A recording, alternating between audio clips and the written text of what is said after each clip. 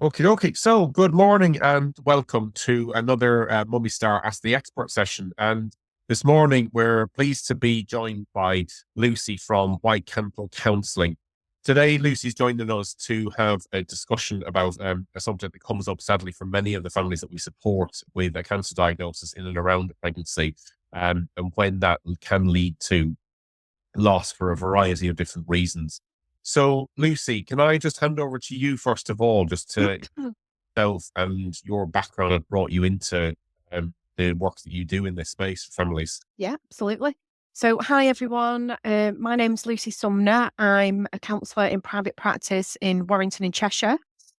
I see online clients and I have a small professional experience of clients who have had a cancer diagnosis and baby loss.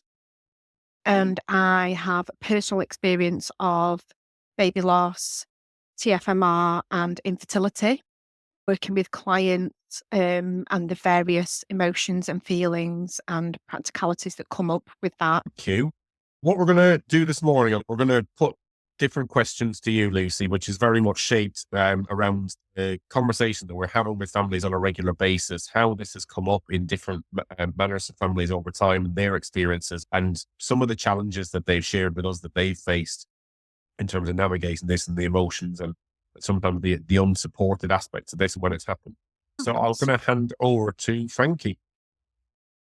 The first question we'd put together for you is some of our mums who experience loss while going through cancer treatment struggle when they feel that others expect them to have got over their grief. I wonder if you could share your insights as to what it looks like and feels like to live with grief over time.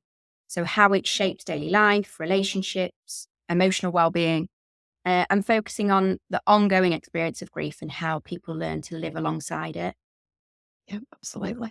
I think that is quite a common theme. And I think that going through cancer treatment and experiencing grief at the same time is not something someone is going to get over. It becomes a part of that person's journey and that person's story. And I think it's incredibly and deeply personal and it evolves as life goes on. There's no clear end point. I think it weaves its way into daily life. So it shapes emotions and feelings. It maybe challenges relationships and it can be profound and quite unpredictable at times. I think that grief and a cancer diagnosis can feel all consuming and it can probably make the most simplest of tasks feel really overwhelming. And I think that it's not never going to disappear, but it kind of ebbs and flows into life. So some days might be particularly triggering and intense, things like anniversaries, treatment dates, milestones, other people's pregnancies, something that you're not even expecting to trigger you. And other days it might be a little softer and maybe feel a little bit distant. Everybody is different and it's totally individual to them.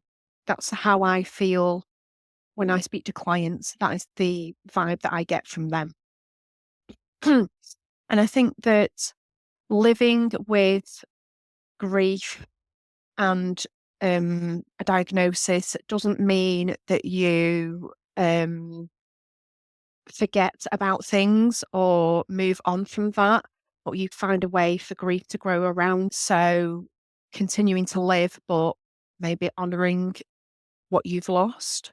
I find that sometimes people feel comfort in connecting with other people who've been through that journey.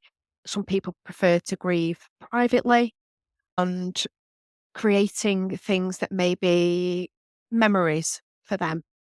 Again, everybody's individual. I think that with relationships, if anything is going to test and change a relationship, this is. So friends and family might not be quite understanding of the grief that someone's going through.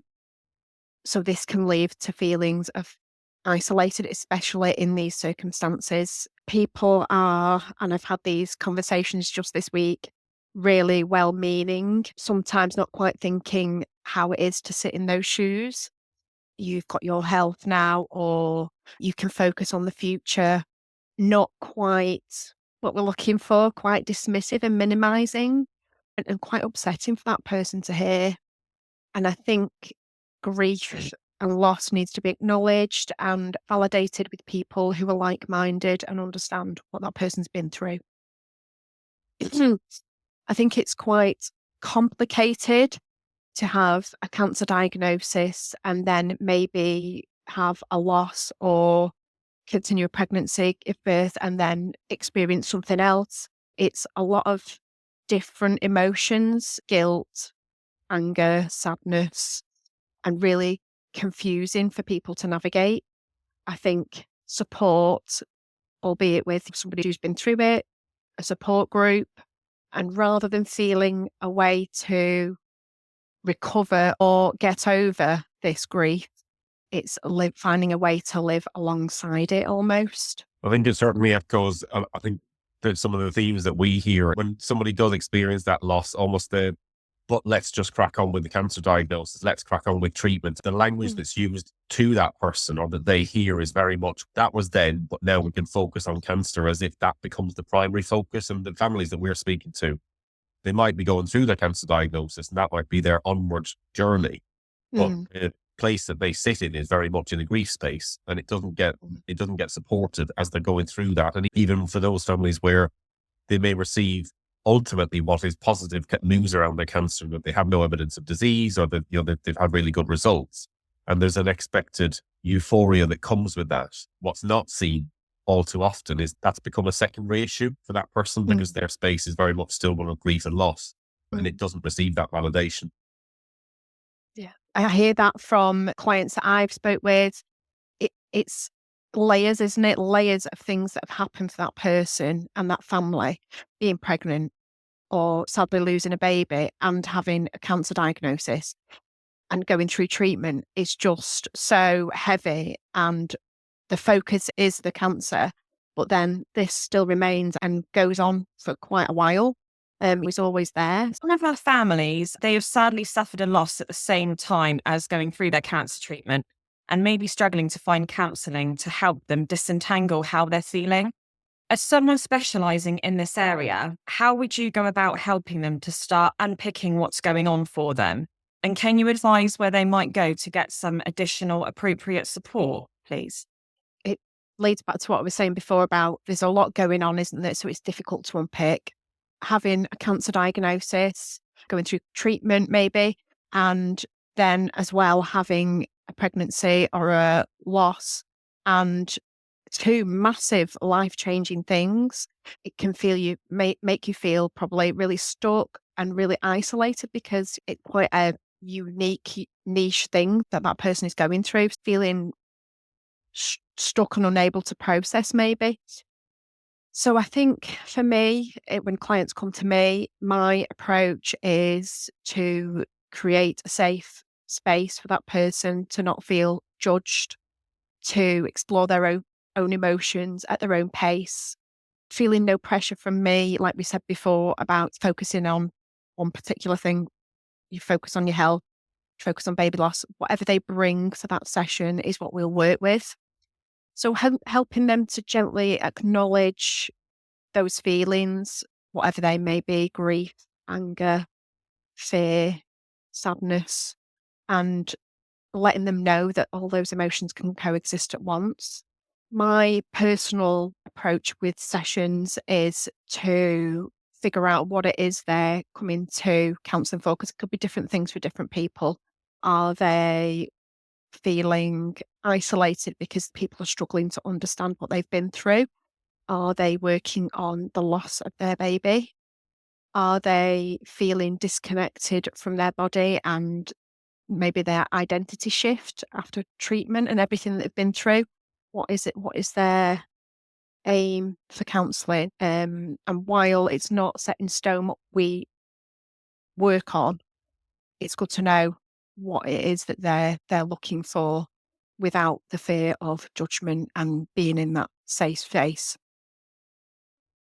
As regards to organisations and services, absolutely ARC. I myself have received support from ARC, brilliant.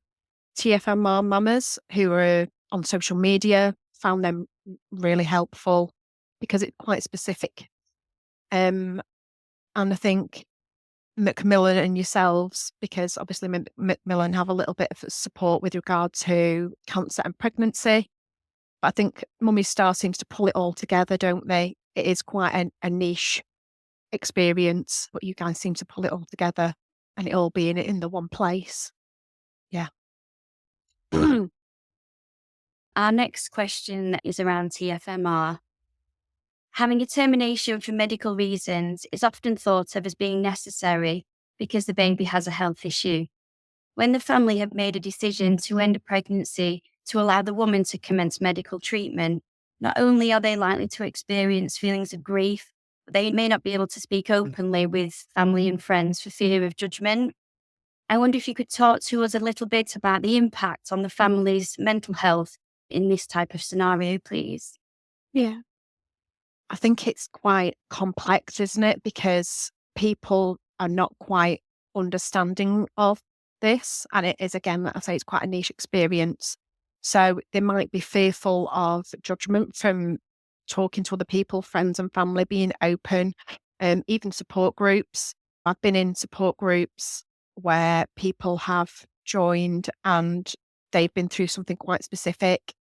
And it's difficult when you're in a group of people that maybe haven't been through something similar and don't quite understand it. So it's that fear of judgment, isn't it? And that can lead to the person maybe feeling quite isolated, and that can then make things like grief harder to process.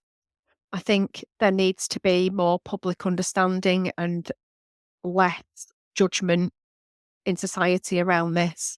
And I think with awareness, things like this talk and other organisations getting it out there, I think that really helps. I think relationship strain is a big theme that I get. Partners grieve differently. I often find one might be really open and ready to talk while the other is struggling and maybe doesn't talk as much, might withdraw. And sometimes that can lead to miscommunication or feeling like you can't say anything, so there's that distance. And I think that's difficult to navigate because it can cause tension and conflict within a family. I think that loss of identity and control, both things pregnancy and cancer, are so uncertain. So that is just another added layer, I think, on top. And it also causes that lack of future plans. So you don't know what's going to happen. So you can't plan for the future. You don't know what's going to happen with this treatment.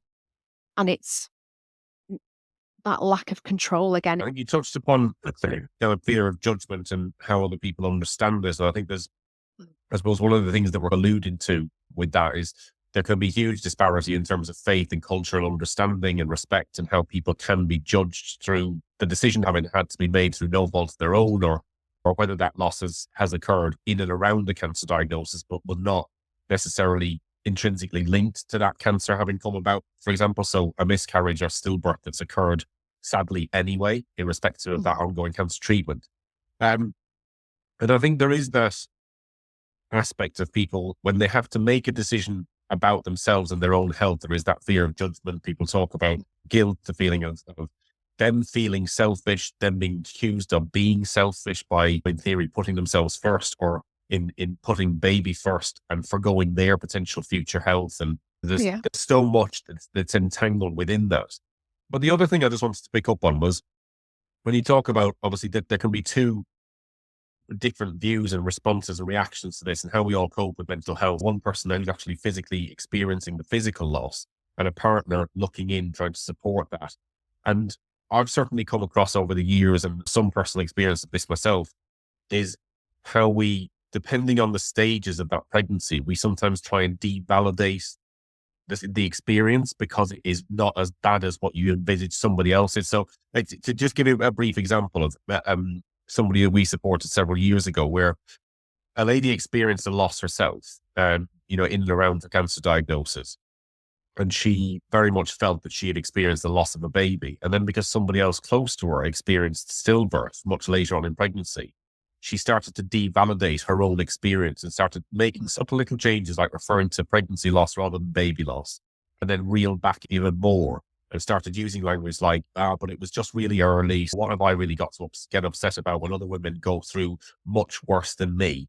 And I'll hold my hand up. I've been guilty of that when I experienced miscarriage years ago with my late wife, where we did deal with that on a very parallel side, but also our timelines were very different in terms of coping there and then, response trauma versus years down the line for the other party. And navigating that, and then when you've got a cancer diagnosis wrapped into it as well, and the various ins and outs and ups and downs of treatment, surgery, radiotherapy, what recovery looks like for people, and that elation in theory of when you receive good cancer news becomes, but how do we make sure that people don't forget about my baby that I lost? How do we make sure that we don't forget about the baby we lost and we don't get swept up in great cancer recovery news or no evidence of disease? There's so much nuance with this. From a family structures perspective and history, birth history in itself, we find previous birth history often has a bigger knock-on impact on the loss that's experienced now than perhaps the cancer diagnosis creates sometimes as well. But it gets hung around the cancer diagnosis rather than what's happened previously. And that can often dictate decisions that families do or don't make in and around the cancer diagnosis as well. I hear this a lot. I've had a small experience of people who've come to me with cancer diagnosis, but I still hear that, as you said, Pete, there's somebody going through something worse, almost grading what level that someone's been through. So they've experienced a stillbirth, so that is worse than where I'm at. So I need to downgrade. And again, I've totally heard from clients and people, it was really early on, you were further on than me. So I've definitely had that theme coming through. So I can't imagine how that presents itself when you've got cancer involved as well. It's trying to not push language and push validity onto somebody before a point that they're ready to experience it themselves in that way. But equally, it's making sure that people have the breathing and a safe space to say, do you know what? My loss is my loss. And it's as important to me as my experiences here and now. And actually what's going on elsewhere isn't my benchmark for how I should or shouldn't feel. But we just know so many people, they get drawn into that. I totally agree with that, Pete. I think society is so fast paced. It's almost like you said before, get on with it. Hopefully you've got through this cancer diagnosis, you've had treatment, your health is important, and baby just gets pushed to one side and moving on with life. And that's not necessarily always the case. And I think that counselling, be it me or somebody else, will meet somebody where they're at with whatever they need to bring to that session. So for some of our families, they sadly lose their ability to have further children as a result of the impact of cancer treatment. On top of the loss of their current pregnancy, this can feel like an unbearable trauma. Can you suggest some small steps that they might be able to take as a family and how those around them can help them to feel a little bit more seen and supported? Yeah. So if you think about people that are going through that, it's a double loss, isn't it? They've lost baby and the possibility of their future hopes and dreams. So it's about acknowledging and validating those emotions and helping families to begin to process their grief for both for the future and the loss of baby. I encourage people, if they feel up to it, to look at how they would create memories. Is there tributes or anything that they feel that they would like to do as a way to honour their loss? Some people do candles, clients plant trees, they have memory boxes, and it's not for everyone, but I ask the question as to what they would feel comfortable, do they even feel comfortable to create something that's tangible to honour their loss? I think that grief styles, as we alluded to before, differ. One partner might want to talk while the other feels that they can withdraw, or they need to withdraw or just get on with it almost. So encouraging open conversations, but it being pressure free so that person doesn't feel isolated within the family.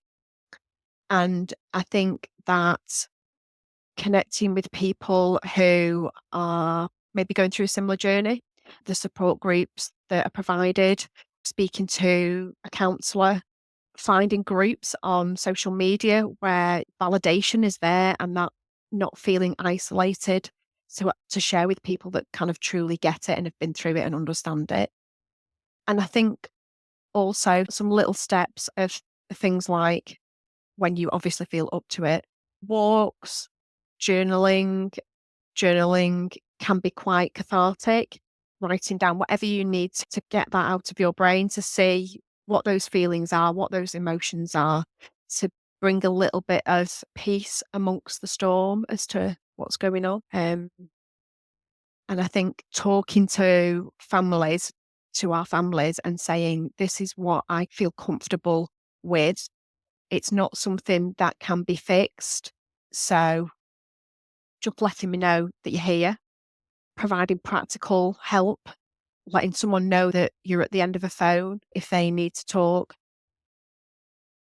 being a listening ear for somebody instead of interjecting or trying to steer someone a certain way. And that can be so big and so powerful.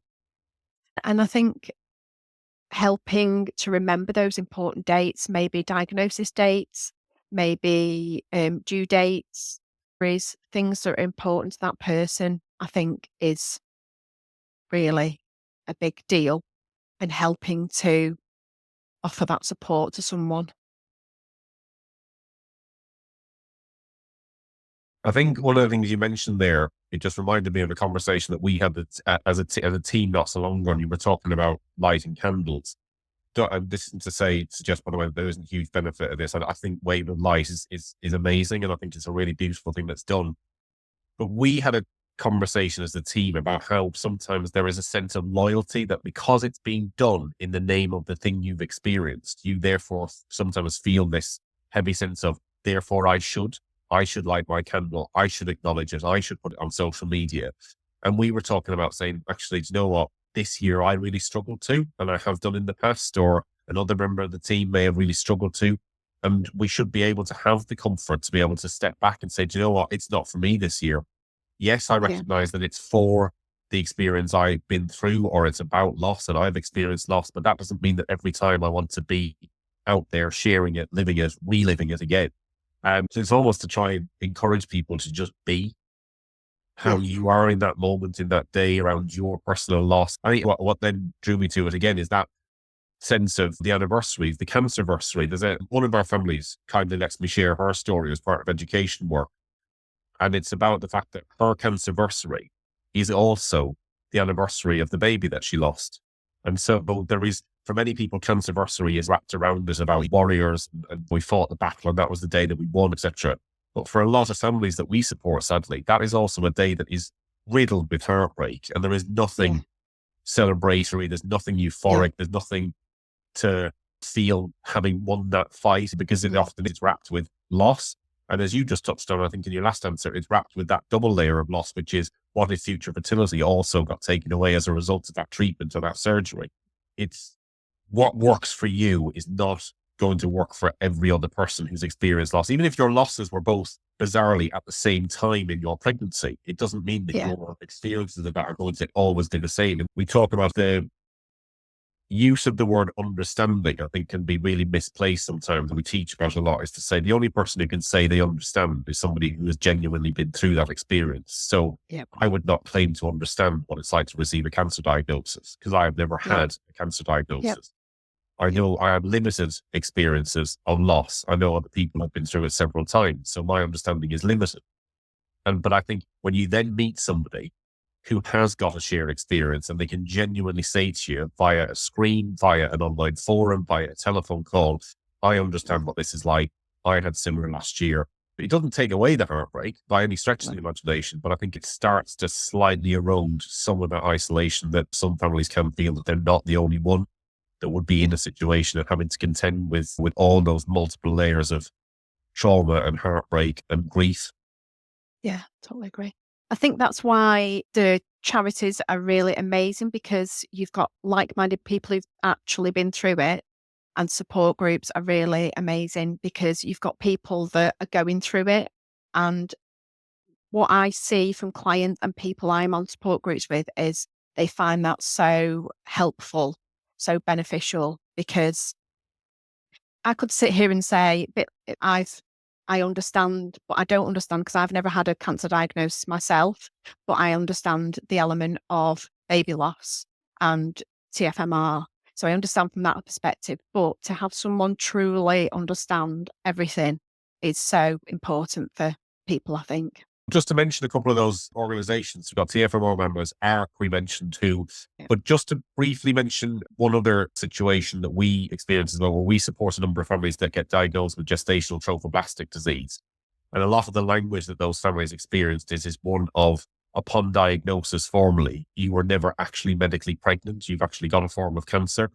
There's major issues with that in terms of devalidating that person's experience in an instant. They go through cancer treatment for months on end. They come out of the other side of it, very little recognition, if any, about the fact that they were ever pregnant. They had that emotional connection with their pregnancy, irrespective of what ultimately medically came to pass. That person felt pregnant and there should be an acknowledgement of that. But where I was going with that was just around the fact that for families that experience GTD diagnosis, there is now some additional support that SAMS do provide around GTD, but also the baby loss certification protocols that changed last year Yeah. are also providing that certification for those families that have experienced loss in GTD as well, which was not previously there. So that for many families will be the first time they've ever had any formal validation of the experience that they went through, and more importantly, the loss that they experienced as well. The treatment doesn't affect future fertility. You stand a good chance of conceiving in the future. But to us, to many people, that's a rainbow pregnancy, but it isn't seen as that in many cases. Now, no, rainbow pregnancy after loss is a connected but different conversation entirely. And I'll put a link up to Rainbow Boxes as well, which is a charity that we know of who focus on pregnancy after loss as well. But yeah, it's just to mention that there is that pathway to have that formal acknowledgement now, which for many families sadly wasn't there previously, or they may not have seen themselves as fitting into that space where actually I deserve this, I warrant this, my family needs this. Most importantly, my baby deserves to have acknowledgement of that memory that, Yeah. that they existed. Yeah, totally agree with that. I think those certificates are so important, but like you say, absolutely, there's no acknowledgement there, is there? So it's totally minimizing for that family, and it just sends that person maybe into more isolation because they feel like it's not even mentioned, it's just not spoken about, not even acknowledged. And there you go, they've got to focus on their diagnosis, and that's pushed to one side or forgotten about. Can I just ask you, Lucy, in terms of sort of future fertility, I definitely have quite a lot of conversations with mothers who have children and then following the cancer diagnosis are unable to have more children. Mm. And how can we support that and validate that grief? Because I think that's so important to acknowledge. Yeah, totally agree. I get clients come to me who have a child and then are struggling with an infertility diagnosis, unable to conceive.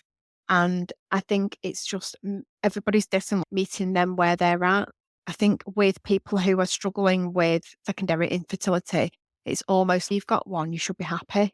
And it's hard, isn't it? Picturing your family as seeing more than one and then having that cut short because of something that you can't even control. Yeah, I hear that a lot. You should be happy with one. Or families who've got maybe step kids and not able to have that first biological child. It's again the impact of isolation, because people around are going, you should be happy you've got one, or knowing people who are struggling to even get one. So feeling like they can't say anything about it. So yeah, definitely get that coming through. And I think it's about meeting them where they're at, because everybody is different. They all have different views and opinions on things, but providing that safe space for them to know I hear what they're saying, feeling listened to, not feeling judged. It's something we are taught as counsellors from the get-go, especially in my modality, meeting someone where they're at, using the language that they're using, not influencing what they're talking about. It's about what they're bringing. It's not for me to impose my agenda on them. It's what they're bringing. Thank you very much.